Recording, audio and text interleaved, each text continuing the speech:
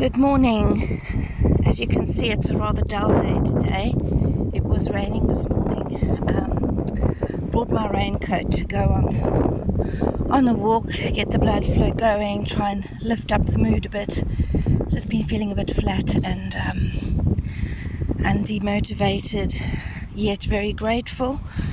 And I thought I'd just share a little bit on this walk.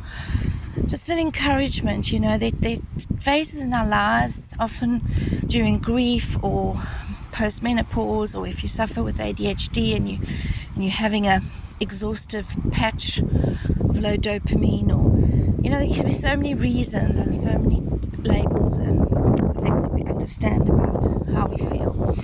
But I wanted to just encourage you that, again, in the Word of God, there's a lot to be said about this in the Psalms, where David cries out to the Lord, and he sounds like he's really suffering with feeling low.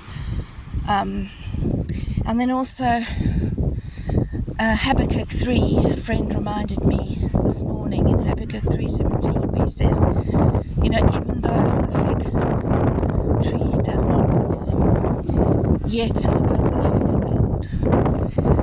So our hope is exactly that. It's not based on what we see, because we remember that what we see is temporary, but what is unseen is eternal. And so we need to remember that in our difficult times, to base our hope on what is unseen. And the hope that we have within us is that it's a hope that you can't see, but it's a fresh hope that is strong. And you don't always feel it. And I'm not feeling it this morning. So much so that I almost thought, let me just check with the doctors that, all my bloods are at the right levels. Being a nurse, we like to analyze, we like to explain things, we like to know why we feel a certain way. And sometimes there isn't a reason and an excuse medically. Sometimes it's just we're human. But remembering that in our God we have hope, even when we don't feel it, we can know it. And be encouraged this morning that, you may be feeling dull, you may be feeling like, what's the point? Maybe no energy, maybe you're just feeling blah. And as I said, that can happen in, menopause, post-menopause. It can happen with relationship issues, with many different reasons. Some people feel it more than others, maybe just their chemical makeup, that they are more prone to being neurotic, low serotonin. There can be all these different explanations.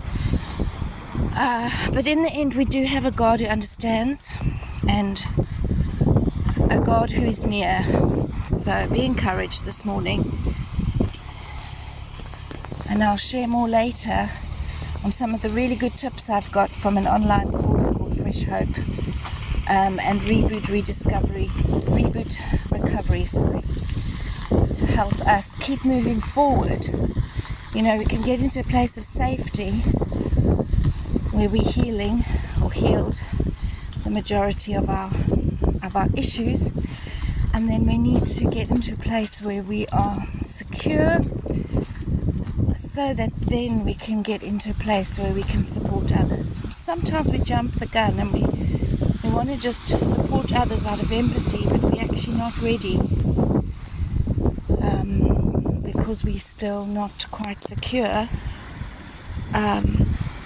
Even though His divine power has given us everything we need to live a godly life, we still need to be wise about boundaries and about what God is actually wanting us to do right now.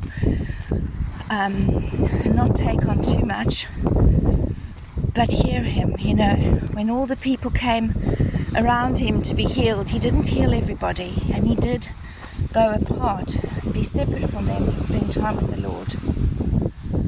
So let's remember that in our day today, and we shall meet again later. God bless.